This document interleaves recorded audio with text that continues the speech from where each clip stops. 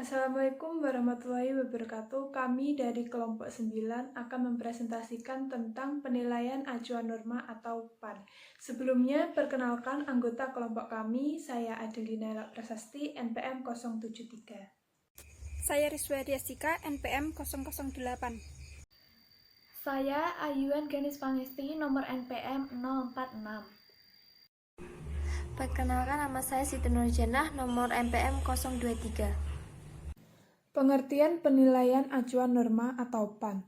Penilaian acuan norma adalah penilaian yang dilakukan dengan mengacu pada norma kelompok, nilai-nilai yang diperoleh siswa diperbandingkan dengan nilai-nilai siswa lain yang termasuk di dalam kelompok itu.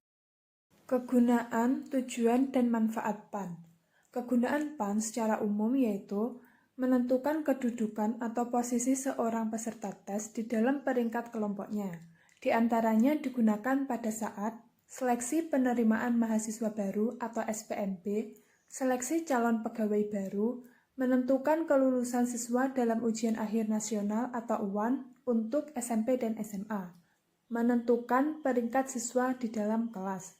Tujuan untuk membedakan peserta didik atas kelompok-kelompok tingkat kemampuan mulai dari yang terendah sampai dengan relatif tinggi. Secara ideal, pendistribusian tingkat kemampuan dalam satu kelompok menggambarkan suatu kurva yang normal. Manfaat. Yang pertama, mengetahui teknik-teknik tepat untuk memberikan pemeriksaan, penskoran, dan penilaian. Yang kedua, mampu membandingkan teknik-teknik yang ada dan menyesuaikan situasi dan kondisi perkembangan dunia pendidikan. Yang ketiga, mengetahui langkah-langkah yang harus dilakukan sebelum memperoleh dan memberikan nilai. Yang keempat, mengetahui perbedaan, kelemahan, dan kelebihan dari tiap teknik. Kelebihan dan kekurangan PAN. Kelebihan dari penggunaan penilaian acuan norma atau PAN yaitu 1. Membuat guru bersikap positif dalam memperlakukan siswa sebagai individu yang unik. Karena guru mempunyai prinsip atau pandangan bahwa setiap siswa mempunyai kemampuan yang berbeda-beda. 2. Butir-butir soal, khususnya tes pilihan ganda, disusun dengan baik. Yang berarti, butir soal dengan tingkat kesukaran yang rendah sampai tingkat yang sulit dan mempunyai daya beda yang positif, serta alternatif jawaban berfungsi efektif. Maka, hasilnya bila dianalisis dengan PAN, akan menjadi informasi yang baik tentang kedudukan prestasi siswa. 3. PAN juga dapat digunakan untuk menyeleksi calon siswa atau calon pegawai yang dites secara ketat. Selanjutnya, kekurangan dari PAN antara lain 1. Sedikit menyebutkan tujuan pembelajaran atau kompetensi mahasiswa, apa yang mereka ketahui atau dapat mereka lakukan. 2. Sedikit menyebutkan kualitas pembelajaran. 3. Tidak fair karena peringkat mahasiswa tidak hanya bergantung pada tingkatan prestasi, tetapi juga atas prestasi mahasiswa lain. Yang terakhir, tidak dapat diandalkan. Mahasiswa yang gagal sekarang mungkin dapat lulus pada tahun berikutnya.